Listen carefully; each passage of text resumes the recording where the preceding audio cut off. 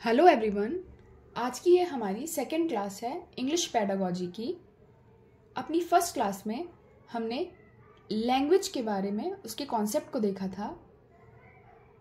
आज के इस अपने सेकेंड वीडियो में हम लैंग्वेज लर्निंग एंड एक्विजिशन, जो हमारा सेकेंड टॉपिक है सेकेंड क्लास का, उसे पढ़ेंगे और अच्छे से समझेंगे कि क्वेश्चन कैसे आते हैं। एक दो क्वेश्चन भी एग्जाम्पल्स के लिए हम देखेंगे कि कैसे क्वेश्चन आए हुए हैं इस चैप्टर से, यानी कि इस जो हमारे टॉपिक से। So today's topic is language learning and acquisition. Language learning भाषा अधिगम, लर्निंग को बोलते हैं भाषा अधिगम, और एक्विजिशन मतलब अर्जन। तो लैंग्वेज लर्निंग और लैंग्वेज एक्विजिशन क्या है वो हम समझेंगे। तो सबसे पहले लैंग्वेज लर्निंग, भाषा अधिगम क्या है। तो भाषा अधिगम need to learn the vocabulary and grammar rules in order to learn the language। हमें लैंग्वेज भाषा अधिगम यानी लैंग्वेज लर्निंग के लिए क्या करना पड़ता है, वोकैबुलरी और ग्रामर रूल्स को समझना पड़ता है, पढ़ना पड़ता है। मतलब अगर हमें भाषा अधिगम लैंग्वेज लर्निंग सीखनी है या लर्निंग करनी होती है तो हमें उसमें क्या करना होता है, उसके लिए हमें जरूरत होती है वो शब्दकोश की और ग्रामर के रूल्स की, यानी व्याकरण की, उसे हमें सीखना पड़ता है। फॉर्मल वे होता है, फॉर्मल वे मतलब औपचारिक। फॉर्मल वे होता है जहां पर हम क्या करेंगे, फॉर्मल वे इसलिए है क्योंकि यहां पर हर चीज तरीके से होगी कि अगर हमें कब कहाँ पे क्या बोलना है, किस चीज के बाद क्या आएगा। ऐसा नहीं कि हम कोई भी चीज कभी भी बोल देंगे। तो क्योंकि उसको हम एक स्ट्रक्चर के थ्रू पढ़ेंगे, एक रूल्स के थ्रू हम फॉलो करते हैं अपने। अभी हमने पढ़ा वोकैब और ग्रामर, तो रूल्स में क्या होता है, स्टेप बाय स्टेप चीजें होती हैं। मतलब वो क्या होता है, फॉर्मल वे होता है, कहीं से भी कुछ भी स्टार्ट नहीं होता। थर्ड इज कॉन्शियस प्रोसेस होती है। कॉन्शियस प्रोसेस मतलब जिसे बोलते हैं चेतना के साथ, मतलब पूरा सजग होकर हम लोग पढ़ते हैं। मतलब इसके लिए क्या कंसंट्रेशन की जरूरत होती है, मतलब हमें ध्यान से पढ़ना होता है। लैंग्वेज लर्निंग में हमें क्या करना पड़ता है, कॉन्शियस होता है ये प्रोसेस। कैसे कॉन्शियस होता है, क्योंकि हमें ग्रामर्स के रूल देखने होते हैं, वोकैब करने होते हैं, एक सिस्टम होता है जिसको हमें सीखना पड़ता है। इसलिए एक ऐसा प्रोसेस है, कॉन्शियस प्रोसेस है। Fourth is effort. अब एफर्ट मतलब हमें क्या करना पड़ता है, कोशिश करनी पड़ती है, हमें पढ़ना पड़ता है, टाइम देना पड़ता है और चीज़ों को समझना पड़ता है। इसलिए एक ऐसी प्रोसेस है, एफर्ट की प्रोसेस है, हमें एफर्ट करना पड़ता है। कैसा एफर्ट, हम सारी चीज़ें कनेक्टेड हैं। देखो एफर्ट करना पड़ता है क्योंकि हमें कॉन्शियस होके उस चीज़ पर फोकस करना होता है। एक फॉर्मल वे होता है क्योंकि ग्रामर और वोकैब को हम क्या करेंगे, हम समझते हैं। तो कैसा प्रोसेस है ये, एफर्ट के साथ हम यूज़ करते हैं, मतलब एफर्ट लगता है लैंग्वेज लर्निंग में। सिस्टमैटिक वे, एक इसका क्या होता है, सिस्टमैटिक तरीका होता है, सिस्टम से चीज़ें होती हैं, step by step. First way क्या हो, फर्स्ट क्या होगा, सेकंड क्या होगा, थर्ड पार्ट क्या होगा। मतलब ऐसा नहीं कि सीधा कहीं से भी कुछ भी। मतलब अगर हम स्मॉलेस्ट सिस्टमैटिक वे मीन्स क्या हुआ कि सबसे पहले हम क्या करेंगे, अगर हम इंग्लिश की बात करें तो सबसे पहले इंग्लिश में शुरुआत कहाँ से होती है, हम डायरेक्ट जो है वो सेंटेंस नहीं बोलते हैं। हम क्या करते हैं, पहले हम लेटर्स सीखते हैं, उसके बाद फिर हम वर्ड्स बनाना सीखते हैं उस लेटर से। तो मतलब ऐसे ही सारे सिस्टम क्या होते हैं, सिस्टम फॉलो होते हैं, सिस्टमैटिक वे होता है। ऐसा ही नहीं कि डायरेक्ट हम सेंटेंस बोलने लगे। सिक्स इज सेकेंड लैंग्वेज होती है। सेकेंड लैंग्वेज मतलब दूसरी भाषा हम इसे बोलते हैं। किसको, लैंग्वेज लर्निंग क्या है, लैंग्वेज लर्निंग सेकेंड लैंग्वेज है, दूसरी भाषा है, टारगेट लैंग्वेज है। जो टारगेट मतलब टारगेट इन द सेंस जो हमें चाहिए या जो हमें प्राप्त करना है, वो वाली लैंग्वेज है। कौन सी, लैंग्वेज लर्निंग। जो हम टारगेट लैंग्वेज मतलब जो हम सीख कर, जिस भाषा को हम सीखते हैं वो क्या है, आपकी target language. Second language, target language, इसी को फॉरेन लैंग्वेज भी बोलते हैं। कौन सी, फॉरेन लैंग्वेज। और सेकेंड लैंग्वेज मतलब L2, इसको शॉर्ट फॉर्म में L2 भी बोला जाता है। कभी कभी लिखा भी होता है L2, तो कंफ्यूज नहीं होना। L2 मतलब आपकी क्या है, लैंग्वेज सेकेंड, यानी सेकेंड लैंग्वेज। तो लैंग्वेज लर्निंग को second language, target language, foreign language और L2 भी कहा जाता है। लैंग्वेज एक्विजिशन, भाषा अर्जन में क्या होता है, तो भाषा अर्जन acquisition is a natural process. कैसा प्रोसेस है ये, नेचुरल, प्राकृतिक तरीके से होता है। एक्विजिशन मतलब अर्जन। No need of grammar rules, इसमें हमें ग्रामर के रूल की जरूरत नहीं होती, वोकैब की जरूरत नहीं होती। क्या होती है? Natural process. नेचुरल मतलब जो ऑटोमेटिकली हो जाए, जो अपने आप हो जाए, जो नेचर की तरफ से हमें, नेचर की तरफ से मतलब उसमें हमें क्या एफर्ट नहीं करने पड़ते। तो एक्विजिशन कैसी है? नेचुरल प्रोसेस है जो क्या होता है जिसमें ग्रामर के रूल्स की जरूरत नहीं पड़ती है। इनफॉर्मल वे है। इनफॉर्मल वे मतलब, फॉर्मल मतलब जहाँ पे आपको हर चीज़ का एक सिस्टम होता है, एक फॉलो करना पड़ता है फॉर्मेट। इनफॉर्मल वे है मतलब आप कहीं से भी शुरुआत करते हो, जैसे आप, क्योंकि आप अपने एनवायरमेंट से सीखते हो। एक्विजिशन नेचुरल प्रोसेस है क्योंकि आपको एनवायरमेंट से मिलती है, आप जैसे एनवायरमेंट में रहते हो वैसे ही उसे फॉलो करते हो। तो कैसा वे है? इनफॉर्मल वे है। सबकॉन्शियस प्रोसेस है। सबकॉन्शियस प्रोसेस मतलब ये आप क्या करते हो, ये आपको इसके लिए आपको ध्यान यानी कि पूरा एकाग्र होके करने की जरूरत नहीं होती। ये आप सिर्फ क्या करते हो, अपने सबकॉन्शियसली मतलब आप अवचेतन, मतलब आपको पता भी नहीं चलता है कि आप इसको सीख रहे हो और ऑटोमेटिकली ये वर्क करता है। You behave without you realizing, मतलब सबकॉन्शियस प्रोसेस मतलब क्या होता है, आप ऐसा बिहेव कर, आपको पता भी नहीं होता कि आप वो बिहेव कर रहे हो, आपको रियलाइज भी नहीं होता कि आप चीज़ों को कर रहे हो। तो इसके लिए मतलब ये सबकॉन्शियस होता है, यानी आप इसको कॉन्शियसली नहीं करते हो, पर क्योंकि आप अपने एनवायरमेंट से कैच कर करके वो आपका धीरे धीरे इमिटेट होने लगता है और आप क्या करते हो, उसे रियलाइज भी नहीं होता और वो चीज़ें आप करने लगते हो। एफर्टलेस होती है। एफर्टलेस मतलब आपको इसके लिए प्रयास नहीं करना पड़ता, आपको इसके लिए मेहनत नहीं करनी पड़ती, ऑटोमेटिकली हो जाती है। कैसे? आपके एनवायरमेंट के थ्रू। नेचुरल प्रोसेस है। आप जैसे माहौल में रह रहे होते हैं, अपने घर में बड़ों से जो छोटे हैं उनसे भी, जब आप छोटे होते हैं तो क्या करते हैं, अपने जो घर में बड़े हैं उनसे, आसपास के जो आपके सराउंडिंग में लोग हैं उनसे, उनको सुनकर, उनको देखकर, उनसे ही आप क्या करते हैं, उनसे ही चीज़ें क्या करते हैं, आप ग्रैस्प करते हैं। मतलब वो चीज़ें सबकॉन्शियसली आपके माइंड में जाती हैं, आप उसे देखकर, सुनकर, ये सारी चीज़ें क्या करते हो, अपने अंदर एक तरीके से इमिटेट करके फॉलो करते हो। तो वो चीज़ें क्या होती हैं, आपका एफर्टलेसली होती हैं, मेहनत नहीं करते हो, वो चीज़ें अपने आप ऑटोमेटिकली होती रहती हैं। इमिटेशन, इमिटेट करना मतलब नकल करना, अनुकरण करना, मतलब आप अपने चारों तरफ का जो एनवायरमेंट है, आसपास के लोग हैं, बड़ों से, उनको सुनकर, देखकर वो कैसा बिहेव करते हैं, आप उनको इमिटेट करके आप सीखते हो, जो कि क्या है, इमिटेशन होता है। क्योंकि वो आपको एफर्ट नहीं डालना पड़ता, आप देखकर, सुनकर, समझकर खुद ऑटोमेटिकली सीख जाते हो। कैसे? सबकॉन्शियसली। इनफॉर्मल वे है क्योंकि नेचुरल प्रोसेस है, यहाँ पर कुछ भी हमें सीखने की जरूरत नहीं होती, ये ऑटोमेटिकली वर्क करता है। लैंग्वेज एक्विजिशन को क्या बोलते हैं? Mother tongue. मदर टंग बोलते हैं मतलब जो आपकी घर की भाषा है, जो आप घर में सुनते हो। तो आपकी जो मदर टंग है वो कौन सी होगी? जो आपके एनवायरमेंट में आप अपने घर से सीखते हो बिना किसी एफर्ट के, मतलब एफर्टलेस। आपको बहुत मेहनत नहीं करनी पड़ती, प्रयास नहीं करना पड़ता, सुनकर, देखकर, इमिटेट करके आप सीख जाते हो। इसी को नेटिव लैंग्वेज भी बोलते हैं। Mother tongue, native language, natural language, vernacular language, L1। Mother tongue, native language, natural language और वर्नाकुलर लैंग्वेज मतलब आपकी जो क्षेत्रीय, जो एक क्षेत्र विशेष में बोली जाती है, वो आपकी कौन सी होती है? क्षेत्रीय भाषा, वर्नाकुलर। और L1 मतलब जो फर्स्ट लैंग्वेज, यानी कि जो आप अपने घर से सीखते हो, वो आपकी कौन सी होती है? आपकी होती है मदर टंग। मदर टंग जो आपकी फर्स्ट लैंग्वेज है, जो आप बिना किसी एफर्ट के सीखते हो, वो आपकी कौन सी लैंग्वेज होती है? L1।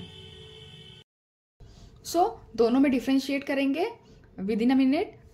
लैंग्वेज लर्निंग क्या है, एक्विजिशन क्या है। लर्निंग को अधिगम कहते हैं, एक्विजिशन को अर्जन कहते हैं।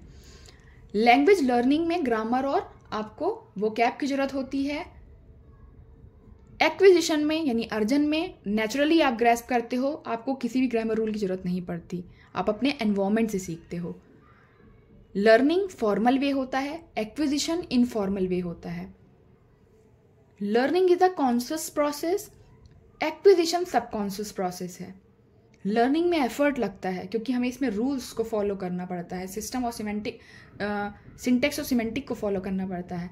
लेकिन जो आपका एक्विजिशन है वो एफर्टलेस होता है क्योंकि हम उसे ऑटोमेटिकली सीख जाते हैं। सिस्टमैटिक वे होता है लर्निंग में। एक्विजिशन में कोई भी सिस्टम नहीं होता, उसमें हम इमिटेट करके सीखते हैं। लैंग्वेज लर्निंग को second language, target language, foreign language और L2 भी बोलते हैं। लैंग्वेज एक्विजिशन को mother tongue, native language, natural language, vernacular language और L1 कहते हैं। Next is phoneme. फोनीम क्या होते हैं? Phoneme sounds. फोनीम जो होते हैं साउंड को बोलते हैं। जो अ, ब, स, क, ये जो साउंड होता है, ABCD अल्फ़ाबेट के जितने भी ये आपके साउंड हैं वो क्या होते हैं? फोनीम होते हैं। और फोनीम को स्मॉलेस्ट यूनिट ऑफ लैंग्वेज कहते हैं। मतलब अगर क्वेश्चन है smallest unit of language is, तो क्या है? लैंग्वेज की स्मॉलेस्ट, भाषा की छोटी इकाई, सबसे छोटी इकाई क्या है? मतलब स्टार्ट कहाँ से होती है? साउंड से। साउंड मतलब फोनीम। तो फोनीम का मतलब होता है साउंड, जो कि स्मॉलेस्ट यूनिट ऑफ लैंग्वेज है। और फोनीम के अध्ययन को, फोनीम का मतलब क्या है? साउंड। साउंड के अध्ययन को क्या बोलते हैं? फोनीम। फोनीम मतलब फोनीम के अध्ययन को क्या बोलते हैं? फोनोलॉजी। फोनीम मतलब sound, smallest unit of language होता है phoneme. Study of sound pattern and there meanings. Sound के जो पैटर्न है, जैसे अ, ब, क, ये क्या है? ये साउंड के जो पैटर्न है और इनका जो मीनिंग निकलेगा उसको क्या बोलते हैं? फोनोलॉजी। उसे बोलते हैं फोनोलॉजी। मॉर्फीम। मॉर्फीम क्या होते हैं? वर्ड्स। फोनीम क्या होते हैं? फोनीम होते हैं साउंड, मॉर्फीम होते हैं वर्ड्स। जैसे कैट, मैट, राम, श्याम, सीता, गीता, ये सारे जो भी हैं क्या हैं? वर्ड हैं। तो smallest unit of a word, word की छोटी इकाई क्या होती है? मॉर्फीम। वर्ड की छोटी इकाई होती है मॉर्फीम। और स्टडी ऑफ मॉर्फीम को बोलते हैं मोर्फोलॉजी। स्टडी ऑफ मॉर्फीम को बोलते हैं मोर्फोलॉजी। यहाँ पे आर साइलेंट होता है, इसको मोर्फोलॉजी बोलते हैं। तो फोनीम होते हैं sound, smallest unit of language, भाषा की स्मॉलेस्ट यूनिट होती है साउंड मतलब फोनीम। और फोनीम के जो स्टडी होती है उसके अध्ययन को बोलते हैं फोनोलॉजी। मॉर्फीम का मतलब होता है words, smallest unit of word जो होते हैं उनको बोला जाता है मॉर्फीम। और study of morpheme is morphology. Semantic क्या होते हैं? Meaningful sentence. सिमेंटिक मतलब जो सेंटेंस मीनिंगफुल होते हैं, मतलब जिनसे कुछ मीनिंग निकलती है, जो हमें वाक्य समझ में आते हैं, उन्हें क्या बोलते हैं? सिमेंटिक। जैसे अगर एग्जाम्पल के लिए है Ram goes to school, Ram school जाता है, तो ये हमें सेंस समझ में आ रहा है। इसका एक प्रॉपर क्या है? सिंटेक्स है। मतलब सिंटेक्स होने के बाद ही मीनिंग सही निकलती है। तो मीनिंगफुल सेंटेंस जिसकी कोई मीनिंग निकल रही है उसको बोलते हैं semantic. Ram goes to school, Ram school जाता है। अभी इसी को हम बोले गोज स्कूल राम, कुछ समझ में आएगा क्या कि क्या है ये? वो बात अलग है कि आपको क्योंकि मीनिंग पता है तो इसलिए आप उसका सेंस निकाल लो। बट अगर कोई न्यू बंदा होगा उसको क्या पता चलेगा कि क्या बोल रहे हैं आप? छोटा बच्चा ही, उसको अगर आप ऐसा कुछ आगे पीछे करके बोलोगे तो समझ में आएगा? नहीं आएगा, क्योंकि उसकी मीनिंग नहीं निकलेगी, वो मीनिंगफुल सेंटेंस नहीं होगा। तो मीनिंगफुल सेंटेंस को बोलते हैं सिमेंटिक। सिंटेक्स क्या होते हैं? सिंटेक्स मतलब होता है रूल। ग्रामर के जो रूल्स होते हैं सेंटेंस फॉर्मेशन के लिए, सेंटेंस बनाने के लिए क्या होते हैं? रूल फॉलो करना पड़ता है। हिंदी में भी कोई भी वाक्य बनाते हैं हम, तो उसमें भी क्या फॉलो करते हैं हम? उसमें भी हम सिंटेक्स फॉलो करते हैं। तो सिंटेक्स क्या होता है? रूल्स जिनके थ्रू सेंटेंस बनाया जाता है, सेंटेंस फॉर्मेशन होता है। Structure of the sentence, sentence का स्ट्रक्चर यानी वाक्य निर्माण जैसे होता है, कैसे बनाया जाएगा, उसको बोलते हैं ग्रामर रूल्स मतलब सिंटेक्स। तो सीधा सा मतलब सिंटेक्स मतलब ग्रामर के रूल्स। जैसे क्या रूल होता है? अगर आपको सेंटेंस बनाना है तो उसमें क्या होना चाहिए? उसमें सब्जेक्ट होना चाहिए, वर्ब होना चाहिए और आपका ऑब्जेक्ट होना चाहिए। ये 3 कंडीशन होनी चाहिए। Fulfil, subject, verb, object. क्यों? क्योंकि जब ये सिंटेक्स आपका फॉर्म होगा, जब ये सिंटेक्स आपका पूरा काम करता है, तभी उससे क्या होगा, मीनिंगफुल सेंस निकलता है, तो मीनिंगफुल सेंटेंस बनेगा। तो सिंटेक्स क्या होता है? ग्रामर के रूल जो सेंटेंस फॉर्मेशन के लिए जरूरी होते हैं। इंटोनेशन, इंटोनेशन क्या होता है? आपकी जो आवाज़ है, आपकी जो जब आप बोलते हो कोई भी सेंटेंस, तो उसमें जो उतार और चढ़ाव होते हैं उसे क्या बोलते हैं? मतलब आवाज़ का कभी ऊंचा होना, कभी नीचा होना, इमोशंस के अकॉर्डिंग। जब आप दुखी होते हो तो आपकी वॉइस क्या होती है? शिविर करती है, थोड़ा सा कपकपाती सी होती है। बहुत दुखी होते हो, रोते हो, तो क्या होता है? आपका जो इंटोनेशन है वो अलग अलग होता है।